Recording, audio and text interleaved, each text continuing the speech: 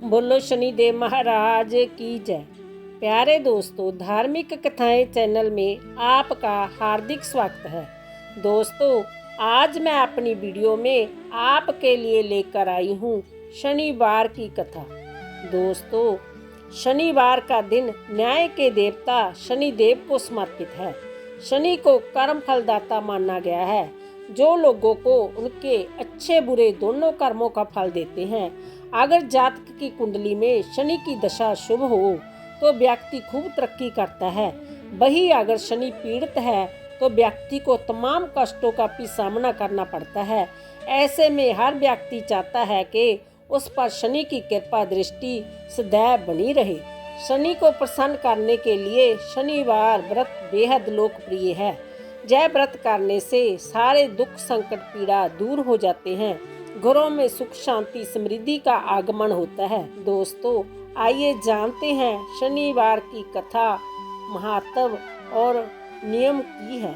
धार्मिक मान्यताओं के अनुसार शनिवार व्रत करने से व्यक्ति अपनी कुंडली में पीड़ित शनि ग्रह को मजबूत कर सकता है। कहते हैं कि जिस व्यक्ति पर शनि की कृपा बरसती है उसे सफल होने से कोई नहीं रोक सकता। शनि व्यक्ति को रंक से राजा बनाने की भी ताकत रखते हैं। शनिवार व्रत कथा। एक समय की बात है कि जब सभी नवग्रह यानी सूर्य, चंद्र, मंगल, बुध, बृहस्पति, शुक्र, शनि, राहु और केतु में विवाद छिड़ गया कि हमसे सबसे बड़ा कौन है। सभी आपस में लड़ पड़े। तभी सारे देवराज इंद्र के पास पहुंचे। इंद्रदेव घबराए और निर्णय करने में अपनी असमर्थता जताई, लेकिन उन्होंने सुनवाई लिए राजा विक्रमादित्य का नाम बताया और कहा कि वो इस समय पृथ्वी पर अति न्यायप्रिय हैं। आपकी मदद वही कर सकते हैं। सभी ग्रह एक साथ राजा विक्रमादित्य के पास पहुंचे और अपनी समस्या उनके सामने रखी। राजा विक्रमादित्य संकट में आ गए, क्योंकि वह जानते थे कि जिस किसी को भी छोटा घोषित किया जाएगा वह क्रोधित हो उठेगा। तब राजा ने एक उपाय बताया। उन्होंने स्वर्ण, रजत, कांसी, पित्तल, शीशा, रांगा, जस्ता, आबरिक और लौह से 9 सुहासन बनवाए। इस सुहासन को इसी क्रम से रख दिया। फिर उन सब से निवेदन किया कि आप सभी सुहासन पर स्थान ग्रहण करें। इनमें से जो अंतिम सुहासन पर बैठेगा वही सबसे छोटा माना जाएगा। लोहे का सुहासन सबसे बाद में होने के कारण शनिदेव उसी पर बैठ गए। तभी से वो सबसे छोटे कहलाने लगे। शनिदेव को लगा कि राजा ने जानकर ऐसा ही चाल चली है। वह गुस्से में राजा से बोले, राजा तुम मुझे नहीं जानता।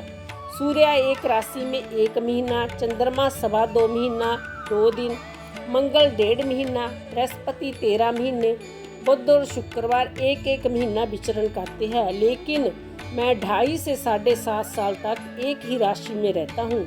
मैंने बड़ों का विनाश किया है। जब श्री राम की 7.5 आई तो उन्होंने वनवास हो गया। रावण के घड़ी में तो उसकी लंका को वानरों की सेना ने हरा दिया। अब तू क्या चीज है। ऐसा कहते हुए ही शनिदेव वहाँ से चले गए। बाकी के देवता खुशी खुशी वापस आए। कुछ समय बीतने के बाद राजा की 7.5 आई। तब शनिदेव बढ़िया घोड़े को लेकर एक सौदागर बनकर वहां पहुंचे। राजा को पता लगते ही वह अपने अश्वपाल को अच्छे घोड़े खरीदने की आज्ञा दे दी। उसने कई अच्छे घोड़े खरीदे। उनमें से एक सर्वोत्तम घोड़ा राजा को सवारी के लिए दिया। राजा के सवार होते ही वह घोड़ा सरपट वन की ओर भागने लगा। भीषम वन में पहुंचते ही वह गायब हो गया। इसके बाद राजा घंघोर जंगल में बिल्कुल अकेला भूखा प्यासा भटकता रहा। तब एक ग्वाले ने उसे पानी पिलाया। राजा प्रसन्न हुए और उसे अपनी अंगूठी दे दी। इसके बाद राजा नगर की ओर चल पड़ा। वहाँ उसने अपना नाम उज्जैन निवासी बीका बताया। उस नगर में एक सेठ की दुकान पर उसने कुछ देर आराम किया। भाग्यवश उस दिन सेठ की खूब बिक्री हुई तो सेठ खुश होकर उसे अपने घर लेकर गई और राजा को खाना खिलाया। वहाँ उसने एक खूंटी पर एक हार टंगा देखा जिससे खूंटी निगल रही थी। थोड़ी देर में पूरा हार गायब था। सेठ को लगा कि बीका ने ही इसे चुराया है। उसने बीका को कोतवाल के पास पकड़वा दिया। फिर वहाँ के राजा ने भी बीका को चोर समझा। उसके हाथ पैर कटवाकर नगर के बाहर फकवा दिया। वहाँ से एक तेली गुजर रहा था, जिसे देख दया आई। उसने बीका को अपनी गाड़ी में बिठाया इसके बाद उस राजा की शनि दशा समाप्त हुई। वर्षा ऋतु आने पर राजा मल्हार गीत गाने लगा। राजा के राग सुनकर उस नगर की राजकुमारी मनभावनी को उसका गाना इतना पसंद आया, उसने प्रण कर लिया कि वह उसी राग वाले से विवाह करेगी।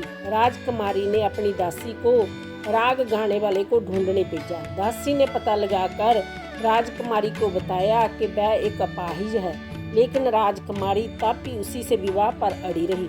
अगले दिन वह अनशन पर बैठ गई कि विवाह करेगी तो उसी से करेगी। तो राजा ने अपनी राजकुमारी का विवाह उस अपंग राजा से करवा दिया।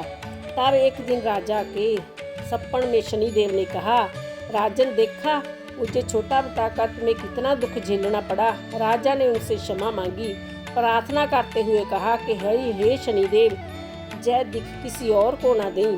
हे शनिदेव, जय दुख किसी और को ना दें। शनिदेव मान गए और कहा कि जो मेरी कथा को सुनेगा उसे मेरी दशा से कोई दुख नहीं झेलना पड़ेगा। व्यक्ति रोज चींटियों को आटा डालेगा, उसकी सभी मनोकामनाएं पूर्ण होगी। ऐसा कहते हुए शनिदेव ने राजा के हाथ पैर वापस कर दिए। सुबह आँख खुलते पर राजकुमारी ने देखा तो वह चौंक गई। फिर बीका ने उसे बताया कि वह कोई बीका नहीं बल्कि उज्जैन का राजा विक्रमादित्य है। सभी प्रसन्न हुए। सेठ को जब यह बात पता लगी तो वह राजा से क्षमा मांगने लगा। राजा ने कहा, इसमें किसी का कोई दोष नहीं, वह तो शनिदेव का क्रोध था। सेठ ने फिर भी राजा से अपने घर खाने पर जाने का निवेदन किया। सेठ ने कई प्रकार के व्यंजनों से राजा का सत्कार किया। साथ ही सबने देखा कि जो खूंटी हार निकल चुकी थी वही अब उगल रही है। सेठ ने तहे दिल से राजा का धन्यवाद किया। फिर सेठ ने राजा से अपनी कन्या श्री कबरी के साथ विवाह करने का निवेदन किया। राजा ने इसे स्वीकार किया। अपनी दोनों रानियों मनभावनी और श्री कबरी को लेकर उज्जैन नगरी चले गए। वहां राजा का खूब आदर सत्कार किया गया। सारे नगर में दीपमाला कराई गई।